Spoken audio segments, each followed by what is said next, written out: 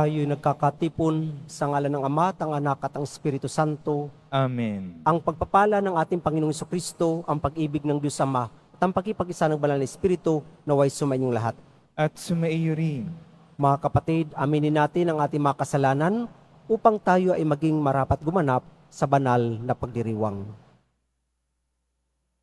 Inaamin ko sa makapangyarihang Diyos At sa inyo, mga kapatid, na lubha kong nagkasala sa isip, salita, sa gawa, at sa aking pagkukulang. Kaya isinasamo ko sa mahal na Bering Maria, sa lahat ng mga banal, at sa inyo mga kapatid, na ako'y ipanalangin sa Panginoong ating Diyos. Kaawaan tayo ng makapangyarihang Diyos, patawarin tayo sa ating mga kasalanan, at patnubayan tayo sa buhay na walang hanggan. Amen. Panginoon, kaawaan mo kami. Panginoon, kaawaan mo kami. Kristo, kaawaan mo kami. Kristo, kaawaan mo kami. Panginoon, kaawaan mo kami. Panginoon, kaawaan mo kami. Manalangin tayo. Ama naming makapangyarihan, kaming iyong mga kinupkup ay niloob mong maging mga anak sa liwanag mong kaloob. Huwag mong pahintulot na sa katiwalian kami ay masangkot. Panatilihin mo kaming nagliliwanag sa iyong katapatang lubos na sumisikat. Sa pamagitan ni Jesucristo kasama ng Espiritu Santo, magpasawalang hanggan. Amen. Magsiupo muna ang lahat. Pagbasa mula sa aklat ni Propeta Amos. Pakinggan ninyo, mga taga-Israel, itong sinabi ng Panginoon. Pinatnubayan kong palabas sa Ehipto ang inyong lahi. Sa lahat ng bansa, sa ibabaw ng lupa, kayo lamang ang aking itinangi at inalagaan. Kaya't parurusahan ko kayo dahil sa inyong mga kasalanan. Maaari bang magsama sa paglalakbay ang dalawang tao, kundi muna sila magtipan? Uungal ba ang leon sa kagubatan, malibang makatagpo siya ng biktima? Aatungal ba ang batang leon sa loob ng yungib kung wala siyang nahuling anuman? Mabibitag ba ang isang ibon kung walang pain? Ligkas ba ang bitag kung walang huli? Maaari bang di sakmali ng takot ang mga mamamayan kapag hinipa ng bantay lunsod ang trumpeta? Mangyayari ba sa isang lunsod ang isang kahindik-hindik na bagay, malibang ito'y itulot ng Panginoon? Tunay na ang Panginoon ay di gumagawa ng anumang bagay na di pinababatid ang kanyang balak sa kanyang mga lingkod, ang mga propeta. Pag-ungal ng leon, maaari bang hindi ka matakot? Kapag nagsalita ang Panginoon, mapipigilan mo bang ipahayag ang kanyang sinabi? Pinuksa ko ang ilan sa inyong lunsod tulad ng aking ginawa sa Sodoma at Gomora. Kayo'y parang nagdiringas na kahoy na inagaw sa apoy. Ngunit ayaw pa rin kayong manumbalik sa akin. Sumbat pa ng Panginoon. Kaya, mga taga-Israel, humanda kayo sa di mapipigil na paghukom ng inyong Diyos.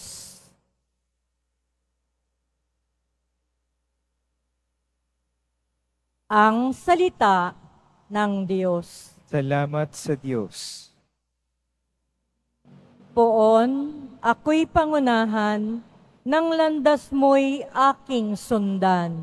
Poon ako'y pangunahan, ng landas mo'y aking sundan. Ang gawang masamay, di mo kalulugdan. Ang gawaing hidway, di mo papayagan. ang mga palalot masasamang asal, iyong itatakwil at kasusuklaman. Poon ako'y pangunahan, ng landas mo'y aking sundan. Parurusahan mo yaong sinungaling, pati mararahas at ang mga taksil. Poon ako'y pangunahan, ng landas mo'y aking sundan. Dahilan sa iyong tanging pagmamahal, ako ay dudulog sa iyong tahanan. Sasambahin kita sa templo mong banal bilang isang tanda ng aking paggalang. Poon ako'y pangunahan, ng landas mo'y aking sundan. Magsitayo po ang lahat.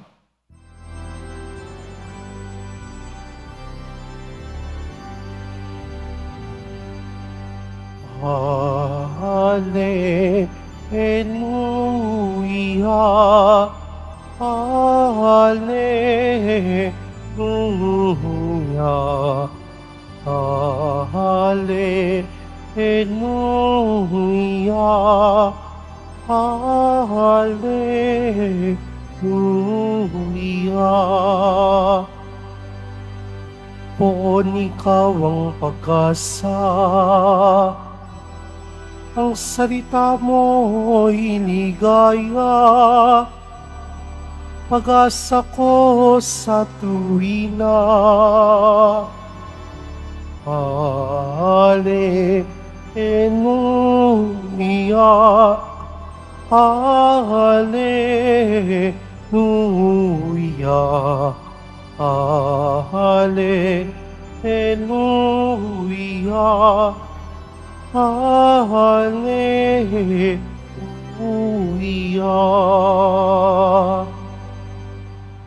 Sumainyo ang Panginoon. At sumaiyo rin. Ang mabuting balita ng Panginoon ayon kay San Mateo. Papuri sa iyo, Panginoon. Noong panahong iyon, sumakay si Jesus sa bangka kasama ang kanyang mga alagad. Bumugso sa lawa ang isang malakas na unos at halos matabunan ng mga alon ang bangka. Ngunit natutulog noon si Jesus, kaya't nilapitan siya ng mga alagad at ginising. Panginoon, tulungan ninyo kami. Sabi nila, lulubog tayo. At sinabi niya sa kanila, ano't kayo'y natatakot? Napakaliit naman ng pananalig ninyo. Bumangon siya, sinaway ang hangin at ang dagat, at tumahimik ang mga ito. Namangha silang lahat at ang sabi, anong tao ito kahit ang hangin at ang dagat ay tumatalima sa kanya? Mga kapatid, ang mabuting balita ng ating kaligtasan. Pinupuri ka namin, Panginoong Hesukristo. Magsiupo muna tayong lahat. Magandang good morning sa inyong lahat, mga kapatid. Ang ating binasang ebanghelyo ay hango kay San Mateo. Pero ang paglalahad naman ni San Marcos ay medyo iba. Noong ginising nila ang Panginoon, gumising ito, pumunta sa may harapan, at ang sabi niya sa hangin, tigil, tumahimik kayo. Humupa ang hangin at ang dagat ay naging payapa. At pagkatapos sinabi niya sa mga alagad, ano't kayo'y natatakot? Napakaliit ng inyong pananalig. Pero dito, sinambit lamang na pagkasabing lulubog tayo, nagsabi agad ang Panginoon, ano't kayo'y natatakot? Napakaliit naman ng inyong pananalig. Bumangon siya, sinaway ang hangin at ang dagat at tumahimik ang mga ito. At ang mga alagad ay talagang namangha. Anong tao ito kahit ang hangin at ang dagat ay tumatalima sa kanya? Mga kapatid, sa ating paglalakbay sa buhay, tayo po kasama natin ang Panginoon. Pero sa mga unos, sa mga pagsubok na dumarating sa ating buhay, tayo ba ay tulad din ng mga alagad, natatakot? Pero kung alam natin kasama natin ang Poong Nazareno sa ating paglalakbay, sa bangka ni Pedro, simbolo ng ating simbahan, ano ang pwede nating ikatakot? At kapag tayo ay, kung baga, malakas na ang unos sa ating buhay, pakinggan natin ang sinabi ng Panginoon, tigil, manahimik ka. Di po ba? Ang utos na ito ay hindi lamang para sa hangin at sa dagat, kundi para din sa ating puso. Manahimik tayo. Payapain natin ang ating puso dahil kasama natin ang Panginoon sa ating paglalakbay. Meron pong isang theologian na ang kanyang pagninilay ay ganito po. 1971, yung kanyang gawa na pagninilay sa ating ebanghelyo.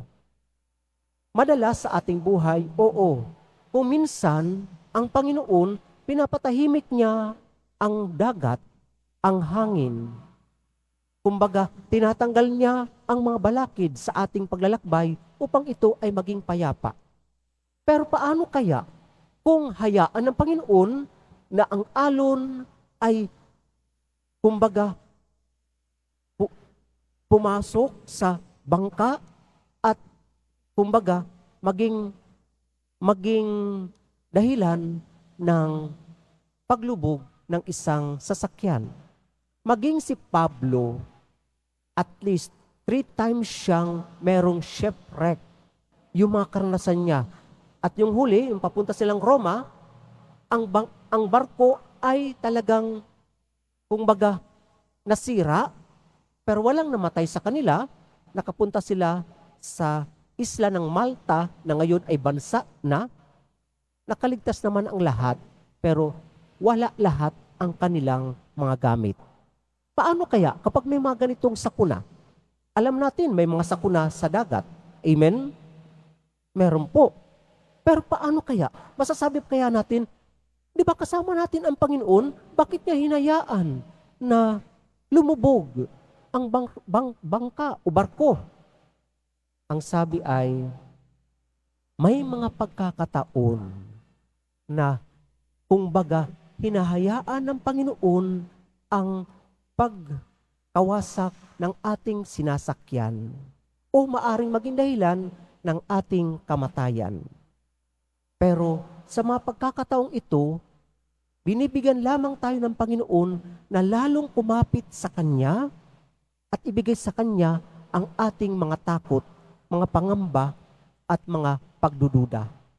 Kung baga, pagsasabi lamang na ang ating paglalakbay, kung tayo ay naglalakbay, pinagbibigyan tayo ng Panginoon ng Kanyang presensya at ng Kanyang biyaya upang lalong kumapit tayo sa Kanya at hindi mawala sa Kanyang presensya.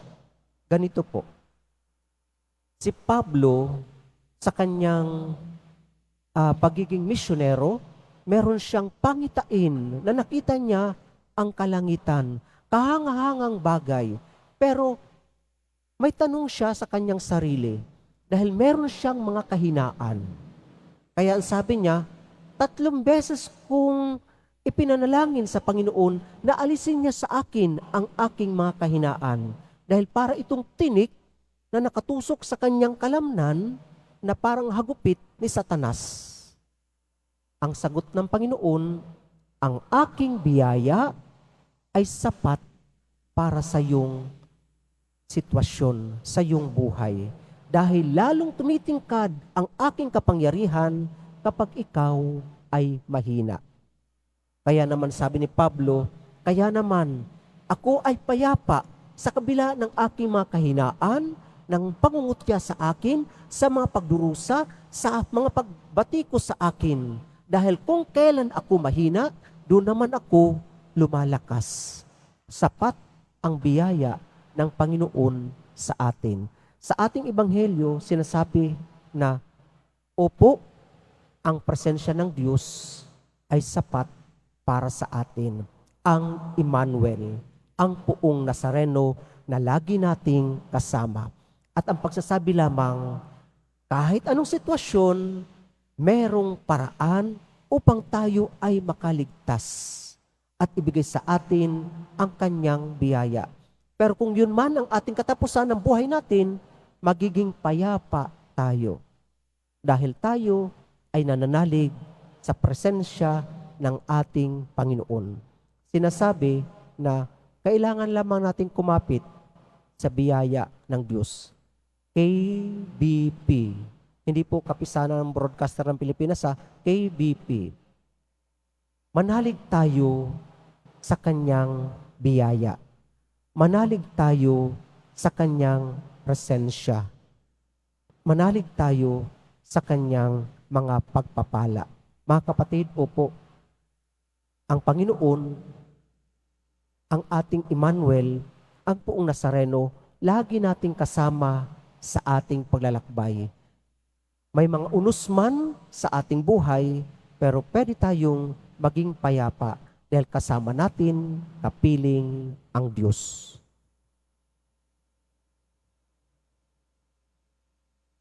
Magsitayo po ang lahat.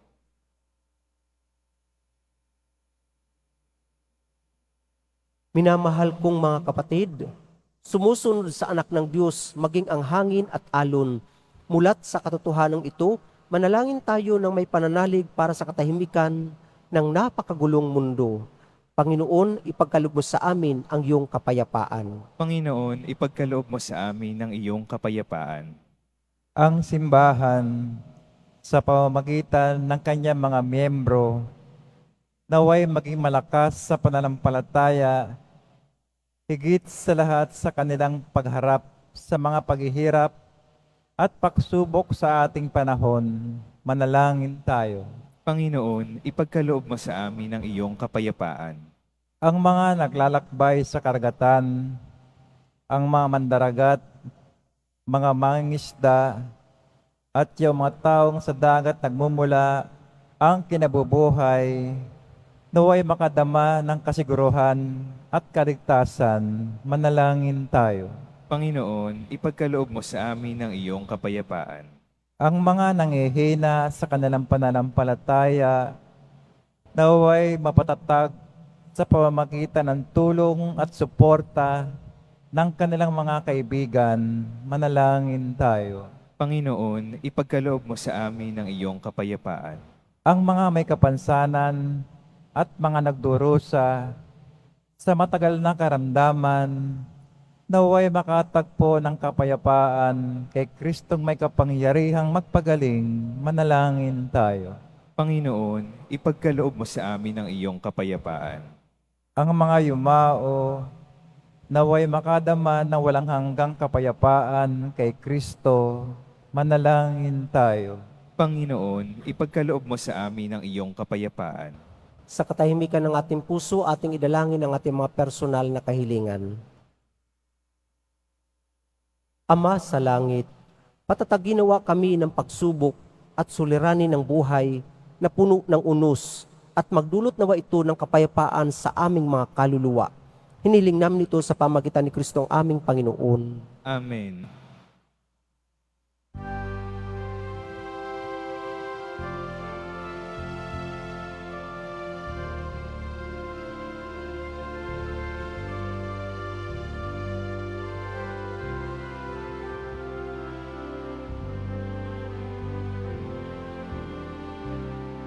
Aking alay sa'yo, Panginoon,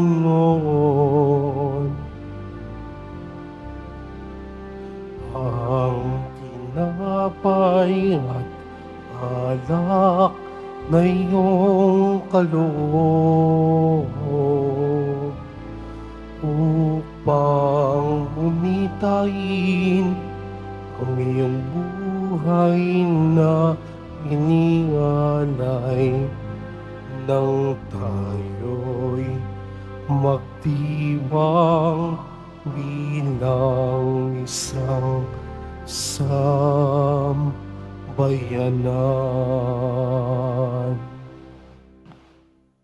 Magsitayo po ang lahat. Manalangin kayo mga kapatid upang itong ating paghahain ay kalugdan ng Diyos ang mga makapangyarihan sa lahat. Tanggapin nawa ng Panginoon itong paghahain sa iyong mga kamay, sa kapurihan niya at karangalan sa ating kapakinabangan at sa buong sambayanan niyang banal. Manalangin tayo. Ama naming lumikha, kami iyong pinagindapat gumanap sa pagdiriwang ng paghahain ng iyong pagliligtas. Ipagkaloob mong ang aming paglilingkod sa iyo ay gawing kalugod-lugod ng mga alay na ito. Sa pamagitan ni Kristo kasama ng Espiritu Santo, magpasawalang hanggan. Amen. Sumainyo ang Panginoon. At sumaiyo rin, Itaas sa Diyos ang inyong puso at diwa. itinaas na namin sa Panginoon. Pasalamatan natin ang Panginoong ating Diyos. Marapat na siya ay pasalamatan. Ama naming makapangyarihan, tulang marapat na ikaw aming pasalamatan, pinagbibigyan mong ito'y aming maihayag, kahit na ito'y walang anumang maidaragdag. Sa kadakilaang sayo ay likas.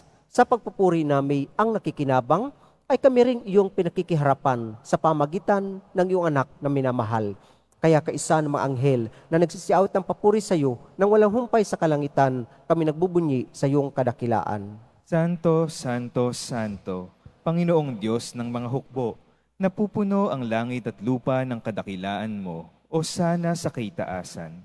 Pinagpala ang naparirito sa ngalan ng Panginoon, o sana sa kaitaasan. Magsiluhod po ang lahat. Ama naming banal, ikaw ang bukal ng tanang kabanalan. Kahit sa pamagitan ng iyong Espiritu, gawin ng banal ang mga kulob na ito upang para sa amin maging katawan at dugo ng aming Panginoong Heso Kristo. Bago niya pinagtiis ang kusang loob na maging handog, hinawakan niya ang tinapay, pinasalamatan kanya, pinaghati-hati niya yun, iniabot sa kanyang mga alagad at sinabi, "Tanggapin ninyong lahat ito at kanin, ito ang aking katawan na ihahandog para sa inyo."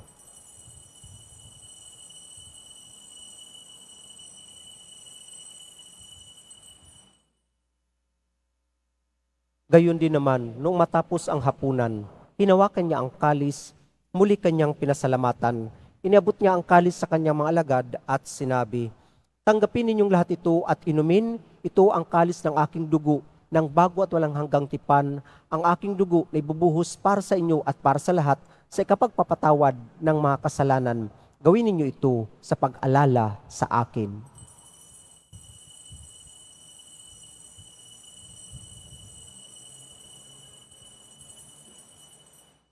Magsitayo po ang lahat.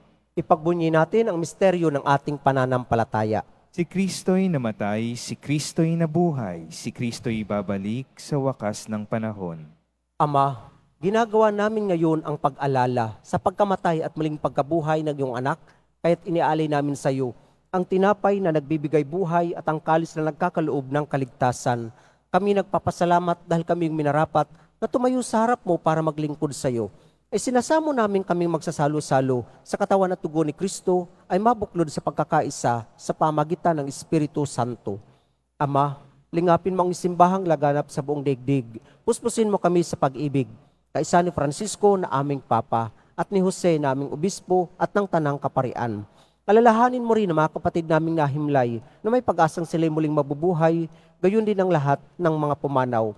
Kaawaan mo sila at patuloyin sa iyong kaliwanagan. Kaawaan mo at pagindapatin kaming lahat na makasalo sa iyong buhay na walang wakas, kaisa ng mahal na Birheng Maria na ina ng Diyos, ng kabiyak ng puso niyang si San Jose, kaisa ng mga apostol ni San Juan Bautista, at ang lahat ng mga banal na namuhay dito sa daigdig ng kalugod-lugod sa iyo, may pagdiwang nawa namin ang pagpupuri sa kararangal mo sa pamagitan ng anak na aming Panginoong Heso Kristo.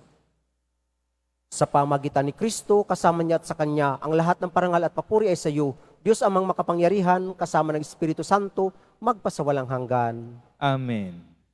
Sa pamagitan ng binyag, tayo'y naging mga anak ng Diyos. Bilang isang pamilya, tayo tumawag sa ating iisang Ama. Ama namin, Sumasalangit ka, sambahin ang ngalan mo. Mapasa amin ang kaharian mo, sundin ang loob mo dito sa lupa para ng sa langit. Bigyan mo kami ngayon ng aming kakanin sa araw-araw, at patawarin mo kami sa aming mga sala, para ng pagpapatawad namin sa nagkakasala sa amin. At huwag mo kaming ipahintulot sa tukso, at iadya mo kami sa lahat ng masama. Amen. Hinihiling namin kami adya sa lahat ng masama, pagkalooban ng kapayapaan araw-araw, iligtas sa kasalanan at ilayo sa lahat ng kapahamakan, samantalang aming pinananabikan ang dakilang araw ng pagpapahayag ng tagapagligtas naming si Jesucristo. Sapagkat iyo ang kaharian at ang kapangyarihan at ang kapurihan magpakailanman. Amen. Panginoong Jesucristo, sinabi mo sa mga apostol, kapayapaan ang iniiwan ko sa inyo, ang aking kapayapaan ang binibigay ko sa inyo. Tunghayan mo ang aming pananampalataya at huwag ang aming pagkakasala. Pagkalooban mo kami ng kapayapaan at pagkakaisa ayon sa iyong kalooban, kasama ng Espiritu Santo, magpasawalang hanggan. Amen. Ang kapayapaan ng Panginoon naway laging sumainyo. At sumaiyo rin. Mga kapatid, ating ibigay ang kapayapaan sa bawat isa.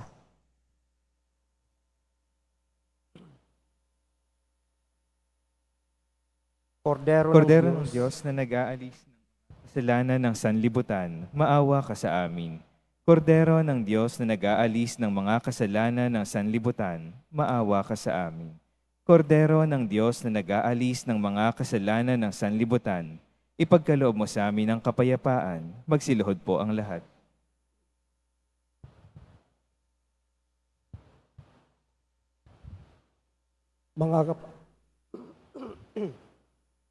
Mga kapatid, narito ang ating Panginoong Jesucristo, ang anak ng Diyos na nagkatawang tao, nag-alay ng kanyang buhay para sa bawat isa sa atin. Siya ang kordero ng Diyos na nag-aalis sa makasalanan sa libutan, papapalad tayong inaanyayahan sa kanyang piging. Panginoon, hindi ako karapat-dapat na magpatuloy sa iyo, ngunit sa isang salita mo lamang ay gagaling na ako. Ang katawan ni Kristo. Amen.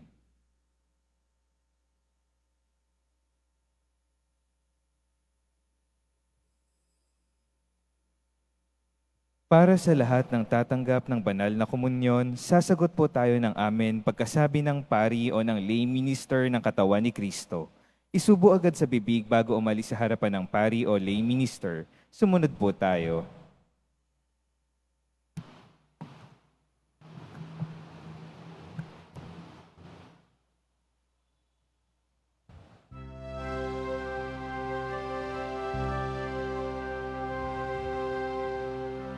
Ako'y iyong siniyasat, batid mo ang aking buhay. Upon ang lahat kong lihim, itiyak mong nalalaman ang lahat ng gawain ko'y sa iyo ay hindi lingid, kahit ikaw ay malayo. Patid mo ang aking isip, kahit ikaw ay malayo. Patid mo ang aking isip.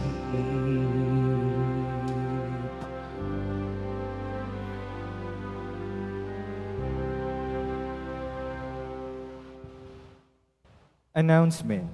Ang lahat po ay inaanyayahan, lalo na ang mga may sakit o may karamdaman sa ating Healing Mass and Service sa darating na July 4, 2024, Huwebes sa ganap na ika-6 ng gabi. Makiisa po tayo. Mabibili pa rin po ang opisyal na imahe ni Jesus Nazareno. Ang mga ito po ay mabibili lamang sa ating Parish Finance Office. Mga paalaala sa mga nagsisimba. Pagkatapos ng misa, wiwisikan po ang lahat ng banal na tubig.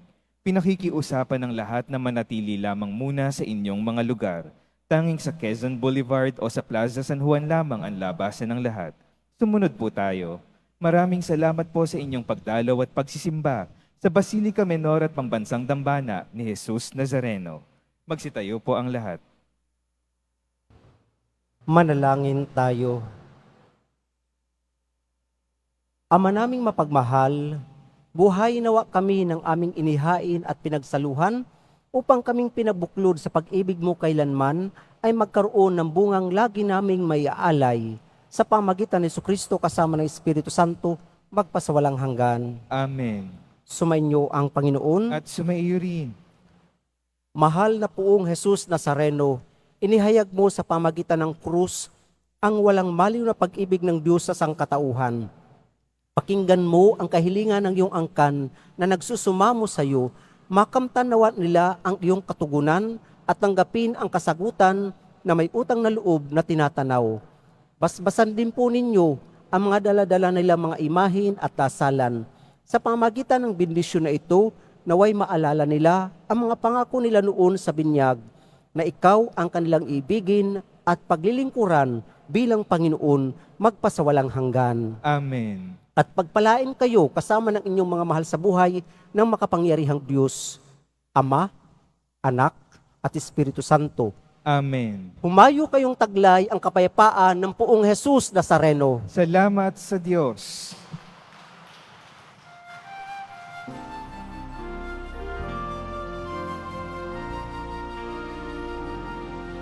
Nuestro Padre Jesus Nazareno, sinasamba ka namin.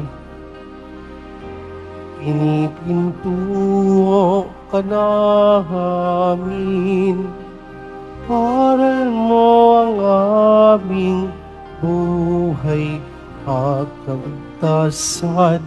Nuestro Padre Jesus Nazareno, iligtas mo kami sa kasalanan.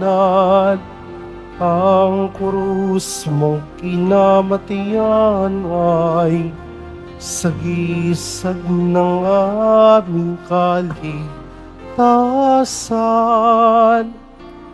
Nuestro Padre Jesus Nazareno, dinarangal ka namin.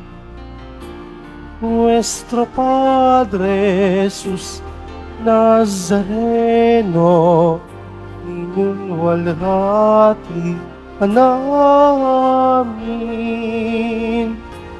Nuestro Padre Jesus Nazareno, dinarangal ka namin. Nuestro Padre Jesus Nazareno, inuwalhati ka namin.